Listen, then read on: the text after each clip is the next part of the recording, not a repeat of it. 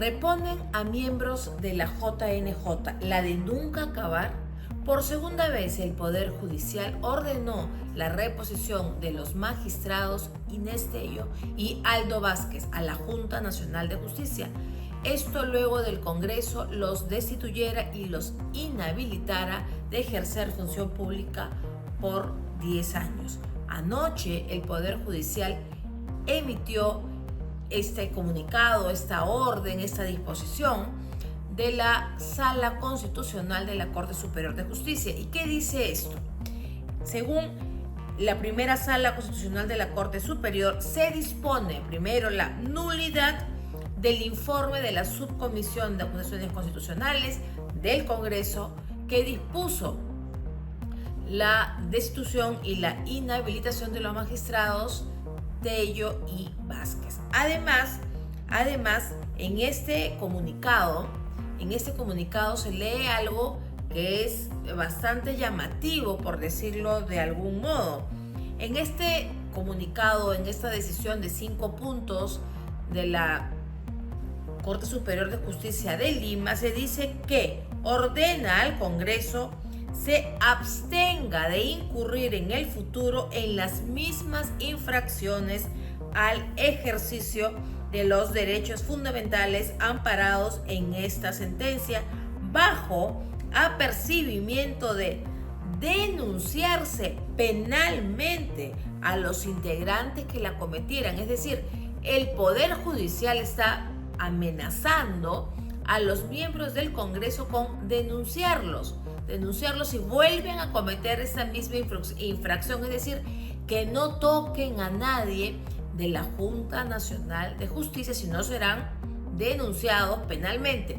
¿Cuál es el contexto? ¿Cuál es la historia de esto? En el Congreso se presentó una moción para destituir e inhabilitar a todos los miembros de la Junta Nacional de Justicia y al final solo prosperó el de Inés Tello y Aldo Vázquez por infracción grave a la Constitución, pues la señora Inés Tello, con más de 75 años, continuaba como miembro hábil de la JNJ, pese a que la edad límite es de 75 años. Entonces la falta era ella por haberse pasado el límite de edad y Aldo Vázquez, cuando fue presidente, permitió que ella continuara.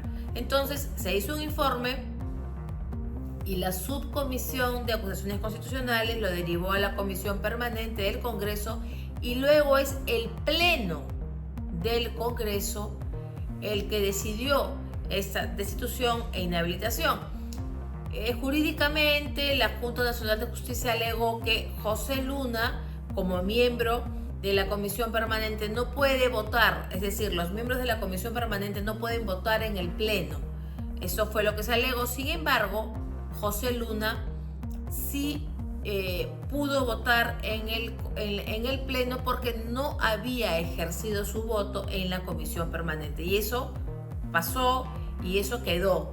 Porque en el Congreso se defiende que es una práctica parlamentaria. Si no votas en la permanente y aún siendo miembro, puedes votar en el Pleno. Pero bueno, más allá de estas discusiones jurídicas o de práctica parlamentaria, lo grave, en mi opinión, es que el Poder Judicial diga que si el Congreso vuelve a cometer esto, es decir, sancionar o destituir a uno de los miembros de la Junta Nacional de Justicia, será denunciado penalmente. Y esto, repito, es muy grave, porque los congresistas no pueden ser denunciados, no pueden ser juzgados por los votos que emitan, si no, imagínense. Y segundo, el congresista, el parlamentario, no está sujeto a mandato imperativo. Entonces, repito, que es muy grave que el Poder Judicial diga que si los congresistas volvieran a cometer esta, entre comillas, infracción, serán pues denunciados penalmente. ¿Qué ha pasado entonces después de esto? Que el presidente del Congreso, Alejandro Soto, le dijo anoche al Comercio, y de hecho está publicado hoy en su edición impresa, que aún no han sido notificados oficialmente en el Parlamento de esta decisión del Poder Judicial. Sin embargo, ya tienen lista, dicen ellos, una apelación a esta medida. Hay que recordar también que en abril del año pasado fue el Tribunal Constitucional quien dejó sin efecto, dijo que se dejara sin efecto otro amparo que habían presentado estos dos magistrados, que de hecho volvieron. Esto es un segundo retorno. Y así como dije, la de nunca acabar, idas y vueltas. Incluso todavía hay una demanda competencial pendiente presentada en el Congreso ante el Tribunal Constitucional.